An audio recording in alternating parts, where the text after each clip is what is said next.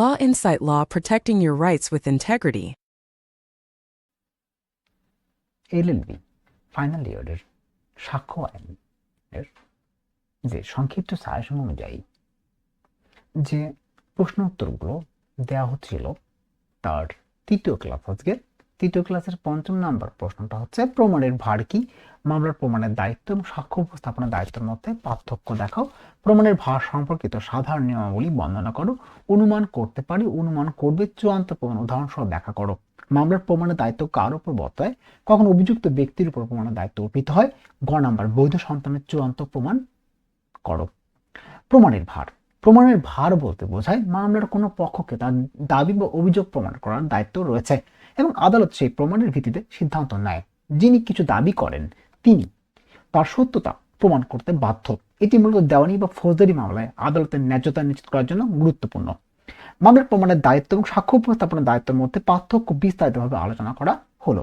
বৈশিষ্ট্যগত দিক দিয়ে মামলার প্রমাণের দায়িত্ব সংজ্ঞা: আদালত কোনো পক্ষকে তার দাবি বা অভিযোগ প্রমাণ করার দায়িত্ব। সাক্ষ্য উপস্থাপনের দায়িত্বের মধ্যে রয়েছে মামলা সমর্থনের জন্য নিজের বা প্রাসঙ্গিক তথ্য উপস্থাপনের করার দায়িত্ব।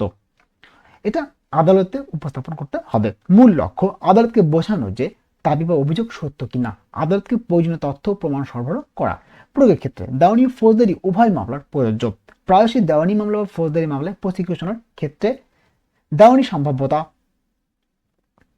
প্রমাণের মান ফৌজদারি সন্দেহাতীতভাবে আর প্রমাণের মান নয়, শুধু সাক্ষ্য বা তথ্য আদালতে উপস্থাপন করা। ফৌজদারি রাষ্ট্রের প্রমাণ করবে অভিযুক্ত দোষী। উদাহরণ কি? দেওয়ানি বাদী মামলার চুক্তি লঙ্ঘিত করবে আর ফৌজদারি ক্ষেত্রে রাষ্ট্র প্রমাণ করবে অভিযুক্ত দোষী। অভিযুক্ত বা বাদী সাক্ষী হাজির করবে, দলিল বা চিঠিপত্র আদালতে দাখিল করবে। প্রমাণের ভার সম্পর্কিত সাধারণ নিয়মাবলী: যিনি দাবি করেন তিনি প্রমাণ করবেন। কোনো মামলা বা দাবি আদালতে উপস্থাপন করলে সেই পক্ষকে তার দাবি প্রমাণ করার দায়িত্ব থাকে। উদাহরণ: দেওয়ানি মামলার বাদী প্রমাণ করবে যে চুক্তি লঙ্ঘিত হয়েছে। ফৌজদারি মামলা রাষ্ট্রের প্রমাণের ভার: ফৌজদারি মামলায় প্রমাণের মূল দায়িত্ব রাষ্ট্রের প্রসিকিউশনের উপর থাকে। অভিযুক্তকে দোষী প্রমাণ করতে হবে সন্দেহাতীতভাবে। অভিযুক্ত সাধারণ নির্দোষ বলে ধরে নেওয়া হয় এবং প্রমাণের ভার রাষ্ট্রের। প্রতিপক্ষের দায়িত্ব: নির্দিষ্ট ক্ষেত্রে প্রমাণের ভার অভিযুক্ত বা প্রতিপক্ষের উপর স্থানান্তরিত হতে পারে। উদাহরণ: আত্মরক্ষার প্রমাণের ভার উদাসীনতা প্রমাণ করা, তখন অভিযুক্তকে নিজের ডিফেন্স প্রমাণের দায়িত্ব নিতে হয়। প্রমাণের মান: দেওয়ানি মামলা প্রমাণের মান সম্ভাব্যতা: যে পক্ষগণের প্রমাণের অধিকতা সম্ভাব্য মনে হয় সে পক্ষ জয়ী। ফৌজদারি মামলায় প্রমাণের মান সন্দেহাতীতভাবে অভিযুক্ত ও দোষীকে প্রমাণ করতে আদালতে কোনো যৌক্তিক সন্দেহ থাকা যাবে না। দাবি বা প্রমাণের সামঞ্জস্য: দায়িত্ব থাকার পক্ষকে তার দাবি ও প্রমাণের মধ্যে সামঞ্জস্য রাখতে হবে। যদি দাবি ও প্রমাণের মধ্যে বিরোধ থাকে আদালত প্রমাণ অনুযায়ী সিদ্ধান্ত নেয়। পক্ষপাতের প্রমাণের ভার ব্যবহার করা যায় না। আদালত প্রমাণের ভার পক্ষপাত বা প্রভাব বিস্তার করার জন্য ব্যবহার করে না, কেবল দাবি বা অভিযোগের সত্যতা যাচাই করতে ব্যবহার করা হয়। অনুমান করতে পারো, অনুমান করবে এবং চূড়ান্ত প্রমাণ উদাহরণসহ ব্যাখ্যা করো। এই প্রশ্নটা খুবই স্বতন্ত্রভাবে বা অন্য কোনো নাম্বারে বা ক অথবা খ অথবা গয়ে নিতে পারে। তো এটা এই প্রশ্নের সাথেই আলোচনা করা হয়েছে। তো এই প্রশ্নের ভূমিকা দিয়ে শুরু করা হয়েছে। ভূমিকা: সাক্ষ্য আইন ও প্রমাণের আইন অনুযায়ী আদালত প্রায় কিছু বিষয়কে সত্য ধরে নিয়ে মামলা পরিচালনা করবে, তবে আইন অনুযায়ী এই ধরে নেওয়া বিভিন্ন রকম হতে পারে। প্রধানত 3 ধরনের নিয়ম রয়েছে: অনুমান করতে পারে, অনুমান করবে, চূড়ান্ত প্রমাণ। প্রত্যেকটির বৈশিষ্ট্য প্রাসঙ্গিকতা আলাদা। অনুমান করতে পারে: আদালত কোনো বিষয় বা ঘটনা সত্য ধরে নিতে পারে যদি প্রমাণ পাওয়া যায়। এই অনুমান প্রতিহত করা যায়। এটি প্রমাণের একটি সুবিধা কিন্তু বাধ্যতামূলক নয়। উদাহরণ: একটি চুক্তি অনুযায়ী টাকা দেওয়া হয়নি। আদালত অনুমান করতে পারে যে ব্যক্তি ঋণ গ্রহণ করেছে। অভিযুক্ত দীর্ঘদিন ধরে বসবাস করছে বলে আদালত অনুমান করতে পারে যে সে সেখানে স্থায়ীভাবে বাস করছে। যদি অভিযুক্ত প্রমাণ দেয় যে টাকা নেওয়া হয়নি বা অন্য ঠিকানায় থাকে তাহলে অনুমান প্রতিহত হবে। মূল বৈশিষ্ট্য: বাধ্যতামূলক নয়, প্রতিহতযোগ্য। অনুমান করবে সংজ্ঞা: আদালতের আইন অনুযায়ী কোনো বিষয়কে সত্য হিসাবে ধরে নেবে, তবে এটি সীমিতভাবে প্রতিহতযোগ্য। সাধারণত আইন কোনো নির্দিষ্ট পরিস্থিতি এটি নির্দেশ করে। উদাহরণ: সন্তান এবং মাতার সম্পর্ক।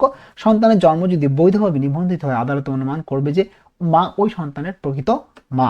আইন বলে বিবাহিত দম্পতি সন্তানকে স্বামী সন্তান ধরে নেওয়া হবে যতক্ষণ না উল্টো প্রমাণ আসে। মূল বৈশিষ্ট্য: আইন অনুযায়ী বাধ্যতামূলক। 2 নম্বর, সীমিতভাবে প্রতিহতযোগ্য।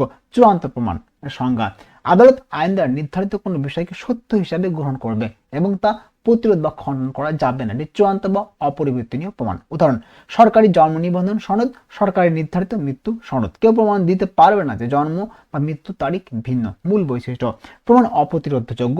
2, আইন দ্বারা বাধ্যতামূলক সত্য।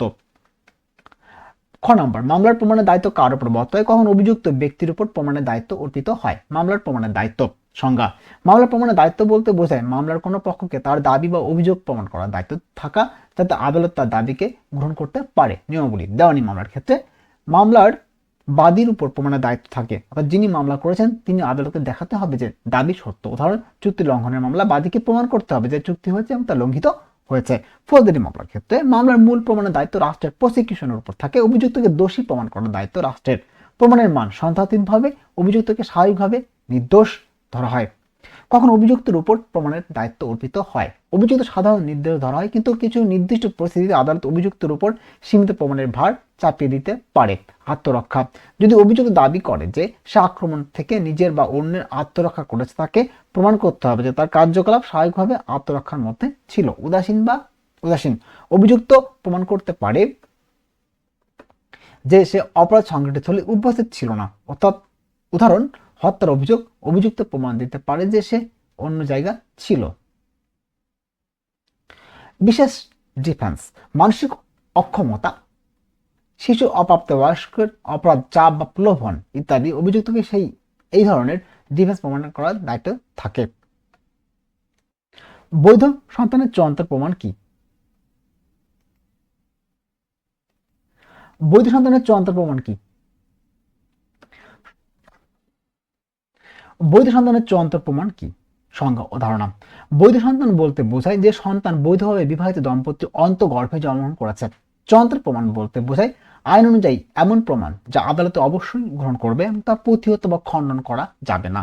সুতরাং বৈধ সন্তানের ক্ষেত্রে চূড়ান্ত প্রমাণ হলো এমন প্রমাণ যা সন্তানের বৈধ জন্মের সত্যতা প্রমাণ করে এবং আইন অনুযায়ী তা অপ্রতিরোধযোগ্য। আইন অনুযায়ী বৈধ সন্তানের চূড়ান্ত প্রমাণ: সাক্ষ্য আইনে 1872 এবং সংশ্লিষ্ট প্রমাণের আইনে অনুযায়ী বিবাহ সনদ। সন্তান জন্মের সময় যদি সন্তানের পিতা মাতার বিবাহ বৈধভাবে নিবন্ধিত থাকে, তবে সেই বিবাহ সনদ চূড়ান্ত প্রমাণ হিসাবে গ্রহণযোগ্য। সন্তান জন্ম নিবন্ধনের সনদ: জন্ম নিবন্ধন সনদে সন্তানের পিতা মাতার নাম উল্লেখ থাকলে আদালত এটি চূড়ান্ত প্রমাণ হিসাবে গ্রহণ করবে। এর বিরুদ্ধে কোনো প্রমাণের আদালতে গ্রহণযোগ্য নয়। আইন অনুযায়ী বৈধ সন্তানের অর্থাৎ বৈধ বিবাহের মাধ্যমে সন্তান আদালত অনুমান করবে যে বিবাহিত দম্পতি সন্তান স্বাভাবিক ও বৈধ। এই অনুমান চূড়ান্ত বা প্রতিরোধযোগ্য নয়। উপসংহার: বৈধ সন্তানের চূড়ান্ত প্রমাণ হলো বিবাহের সনদ, জন্ম নিবন্ধন সনদ এবং আইন অনুযায়ী অনুমতি বৈধ সন্তানত্ব। এটি অপ্রতিরোধযোগ্য প্রমাণ। আদালতের বিরুদ্ধে কোনো প্রমাণ গ্রহণ করবে না। সন্তানের বৈধতা নিশ্চিত করা এবং আইনগত অধিকার উত্তরাধিকার সংরক্ষণ করা।